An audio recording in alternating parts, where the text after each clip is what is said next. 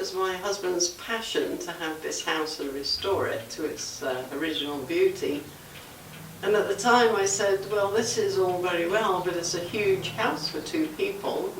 All our friends are downsizing and we're doing this, and it didn't seem to make much sense. And then I thought, well, maybe it can work for us in some way. And some of my friends said, oh yes, open the tea room. No, I'm not about to do that. That's an awful lot of work for very little reward. However, it would make a nice, very small bed and breakfast. Now, Jim and I have never run a bed and breakfast before, but we've stayed at quite a few, so isn't that pretty? We said, okay, well, we like this about it, we like that about it, so we just formed a picture of what we would do if we had a bed and breakfast here. And this is the beginning of our 7th year, and we have just been very pleased and happy with the experience.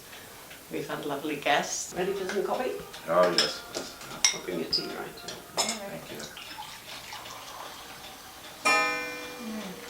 Thank you. Thank you. I always take a lot of pleasure in showing people York City and taking them downtown. So that's part of my mission, is to pull people off Route 30 and they're travelling from Gettysburg to Lancaster and they don't even know York's here. If I can get them to come and stay here, then I can't let them go until they know everything. So that was my mission. Jim's was saving a historic house. Hoping the birds will be cooperative.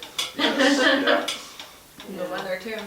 Yeah, I really wanted to do a 2-way getaway in the spring. See, the trouble is, the times when we like to go somewhere are the Everybody else busy does times. too, yeah. Well, they're the busy times for the B&B. Everybody says you never go and do things in your own neighbourhood, but then the relatives come to stay. Oh, you're all over the place showing them how interesting it is. And these guests this past weekend, I have to tell you that she did a fabulous job researching.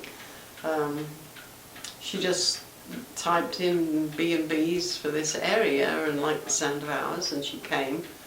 And she bought tickets for the wine tour, and they ate at the left bank. They went for a hike at Rocky Ridge. I mean, they were so creative, they didn't even know the area. And they did more in 2 days than we do in a month, which I thought was great. I have learned that people who choose a bed and breakfast for their accommodation are much more interesting than the hotel ones. Delightful people.